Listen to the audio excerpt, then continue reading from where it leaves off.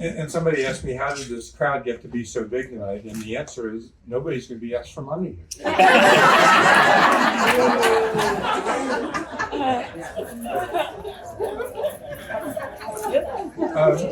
Most Jewish men only have 3 times in their life when they are the sole center of attention. And 2 of those times are not very pleasant. The day of their bris, the day of their bar mitzvah, and the day of their funeral. Danielle, I'm especially grateful to you for providing this celebration today, enabling me to be fortunate enough to celebrate a bonus day with the people who mean the most to me. All of you who are here this afternoon, honoring me with your presence. Every single person here has a special reason why you and I have a unique relationship. And we have developed that relationship over the years through shared experiences. I cannot begin to thank you, not only for being here today, but also for all the times we have enriched each other's lives. I especially want to thank my immediate family, my sister Kathy and brother-in-law Louis Claiborne, my son Andrew, daughter-in-law Taylor and granddaughter Madison, who are here in spirit, and my son Peter. But most of all, I want to thank my beloved wife, Erin,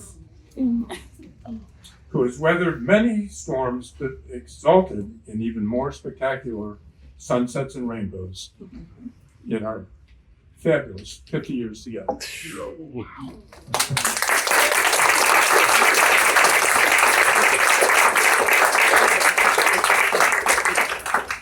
The Jewish Federation has invested in me from the very first week I started in 2002. They sent me to a 3-day plan-giving training workshop led by the former head of Harvard's endowment program, which at the time and still is the largest in the country. At the beginning of the first day, he told us, pretty much like the movie that's out now, that our mission, if we accepted, was to take people from success to significance. To this day, I hold that admonition as the measure of personal impact when I reflect on what difference I might have made in these 23 years. Helping people go from success to significance, which will last far beyond their lifetimes, is the contribution I am most proud of. Right. I would like to mention 3 pithy sayings that have guided me. The first is from the Talmud, thanks to Rabbi Kamras's instruction, which asks the simple question, who is wealthy? The answer, just as simply, is he who is happy with his lot. My goal has been to make it possible for people to realize there are more ways to be happy than just with material accumulation. This was best illustrated during a dinner some 20 years ago that Beth Gutman and Danielle can remember, and maybe Roberta, with our Florida snowbirds gathered at the Four Seasons Hotel in Palm Beach. Rabbi Stephen Leader, the rabbi of Wilshire Boulevard Temple in LA, often referred to as the rabbi to the stars, was our featured speaker. After launching into his lively animated talk for about 10 minutes, he asked everyone to turn to someone other than their spouse or significant other at their table and to tell that person about their net worth. The room erupted with nervous laughter and outright shrieks. After about 30 seconds of unbridled commotion, Rabbi Leader got on the mic and boomed out, "Wait a minute. Did you think I wanted you to talk about your money? Is that your real net worth? No, I wanted you to talk about what you want your family to inherit from you. Your values, your principles, and your good name. Isn't that your true net worth?" That evening was the inspiration for the Legacy Flame initiative that enables people to tell future generations about their true net worth. The second quote is also from the Talmud. He whose wisdom exceeds his deeds, his wisdom will not endure.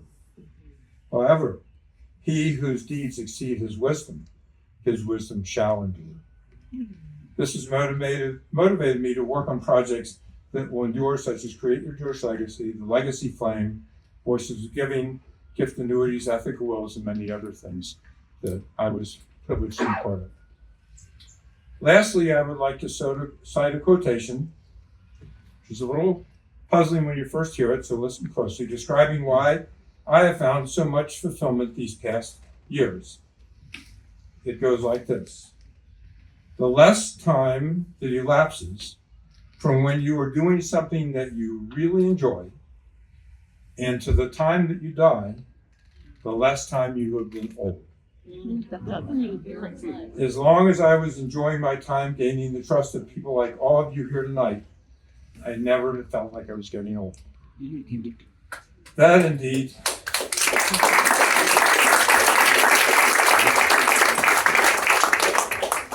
indeed has been a blessing I will always be thankful for.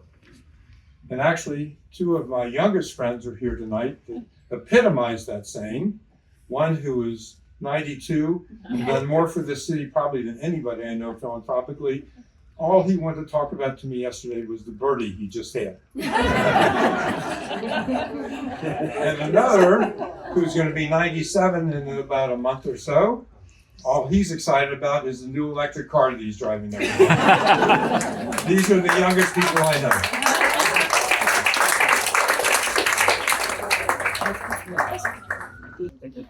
It was my mother's favorite poem, and she had tucked it away in this book, along with hundreds of other items that she and my father added to every time they found words to live by. Someday this will go to my children and hopefully my grandchildren and on, but it's unbelievable amount of material that was collected over 80 years. Wow. So I'm going to read to you the poem. It's called If, by Rudyard Kipling. Yeah.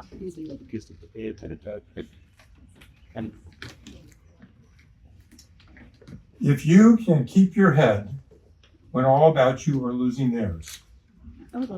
Yeah. And blaming it on you. If you can trust yourself when all men doubt you, but make allowance for their doubting too. If you can wait and not be tired by waiting, or being lied about, don't deal in lies, or being hated, don't give way to hating, and yet don't look too good, nor talk too wise. If you can dream and not make dreams your master, if you can think and not make thoughts your aim, if you can meet with triumph and disaster, and treat those two impostors just the same. If you can bear to hear the truth you've spoken, twisted by knaves to make a trap for fools, or watch the things you gave your life to broken and stoop and build them up with worn out tools. If you can make one heap of all your winnings and risk it on one turn of pitch and toss and lose and start again at your beginnings and never breathe a word about your loss. If you can force your heart and nerve and sinew to serve your turn long after they are gone, and so hold on when there is nothing in you except the will which says to them, hold on. If you can walk with crowds and keep your virtue, or walk with kings, nor lose the common touch. If neither foes nor loving friends can hurt you, if all men count with you, but none too much. If you can fill the unforgiving minute with 60 seconds worth of distance run, yours is the earth, and everything that's in it, and which is more. You'll be a man, my son. Thank you.